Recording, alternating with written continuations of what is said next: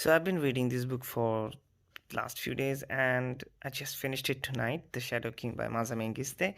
This is a historical fiction in the backdrop of Second Italo-Abyssinian War, and yeah, it's pretty good. It was shortlisted for Booker Prize and all that.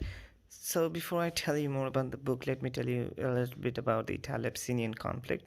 So in 1895, the Kingdom of Italy decided to invade Eritrea and Ethiopia. So they were a modern European army going against a much primitive African army, right?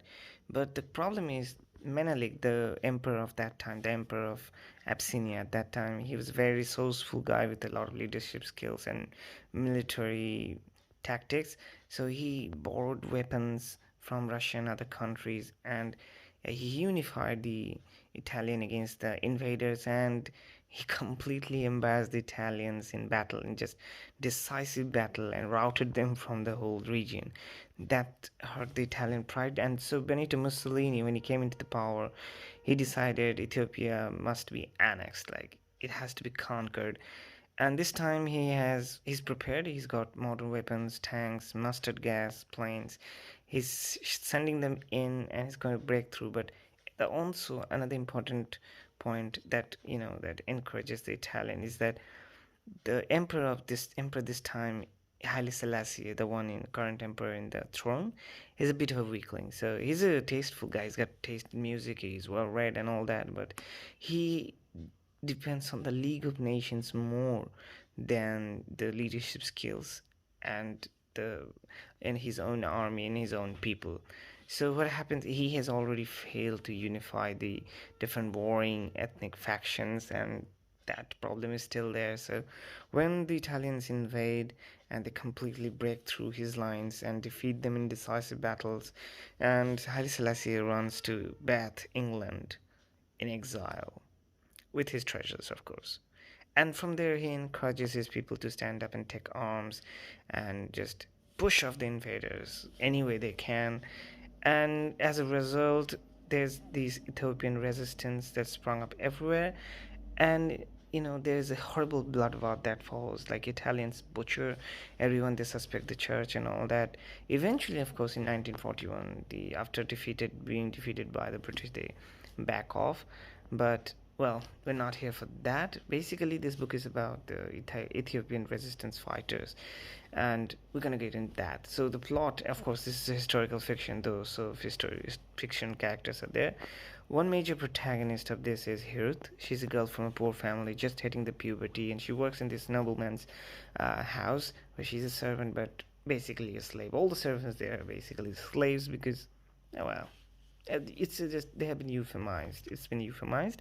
So the nobleman is Kidane. His wife Aster is pretty crazy, and Kidane is a very questionable fella, but he's a very noble. He's a reputable nobleman because the emperor asks him to raise an army and to fight in the mountains of the Borg, to just push up the Italians, defeat them in battle, go. But no weapons, they got really no weapons. So Kidane decides to snatch off the an old heirloom, an Uzi Gras, basically a fusil gras French made rifle from Hirut, which is her heirloom. Her father gave her that.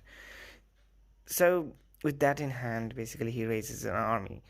What happens is that, of course, he asks his wife and the other women to help them be the supporting staff. But Aster, his crazy wife, he's got some other plans of her own, and she wants to decide, she wants to fight against the Italians too.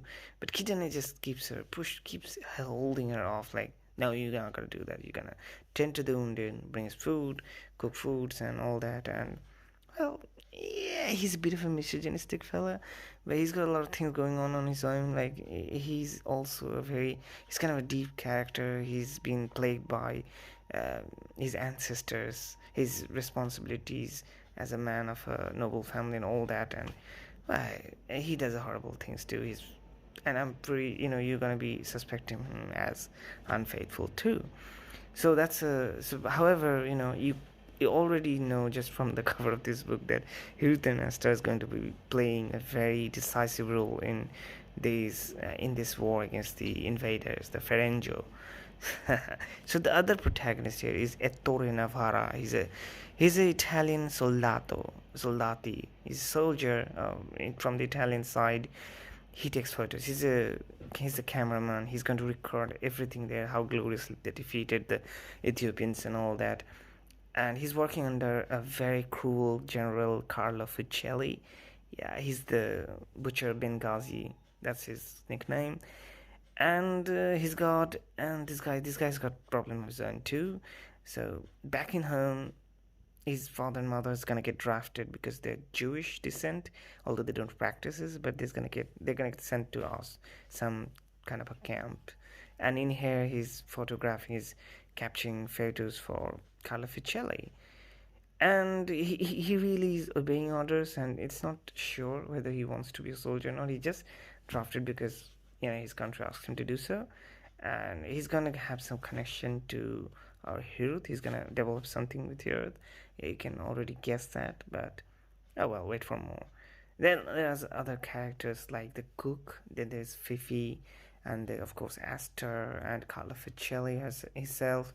And then, well, this book is not just a straight story, like a complete storyline from first to last, because there are intervening these stories. Just inside them, there are multiple pages that describe photos taken by some war photographer that tells us different moments of the war. And then there are choruses where they sing about the bravery of Hirut and Kidane and Aster. The Ethiopian fighters, how brave they are, even though they are ill equipped, they're standing up against a much larger modernized army and all that. And then there are moments with the weak, coward Haile Selassie, like what he's feeling, how he's playing his gramophone. Now he's gonna run because, well, they defeated him. He's so indecisive. So I'm gonna talk about him later. So overall, I would say I like this book. It's excellent. It's well written. The character development is great. I like it, but well, every good book has their cons, and this book has left me with some burning questions in my heart. So, this book is great. First, letting you know that like this is my first time venturing into the Italo-Abyssinian conflict, and I love it. I love every bit of it. I mean, I don't love it. Of course, it's intriguing. I really liked reading it. It's horrible how Italy did that. Like that time, colonialism was at its peak. Yeah, I really hated what they did, and I really like. I admire the Ethiopian freedom fighters. They were great, really. So I like the character building. I like the storyline and the language. Everything is very fine. This is an excellent book, but the cons. Okay, so here it comes. Writing style, which is actually a very strong point of this book, is also sometimes a very it overburdens the whole writing style, the expressions. Sometimes they are so thick and abundant that they become redundant. Like they're overburden the free flow of the story. Like, yeah, it just sometimes feels like too many times the play of sunlight over figures is described in exquisite details, and the readers do notice that. It tends to get repetitive. Yeah, just something I noticed. Okay, that's that.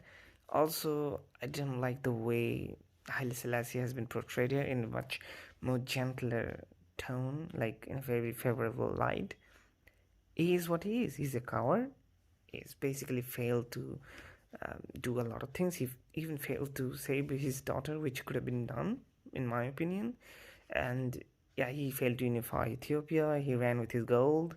He came back and ruled. And well, look, if you search the internet and read carefully, you will find that there have been a lot of accusations against him of like genocide, ethnic cleansing, and murder, and whatever, a lot of crimes.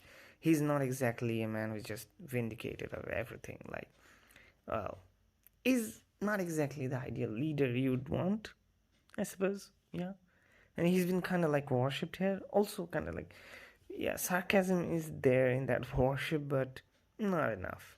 I really would have liked it to be more straightforward. Yeah, yeah, he's kind of like Nero. Like his country's burning, and he's listening to music, trying to understand the Italians. He's listening to Italian music. Nero, somebody, Nero. Okay. Okay, I would recommend this book, absolutely, no question about that, but yeah, be careful about the points I discussed. That's all, really. That's it today. See you again in another video. Bye.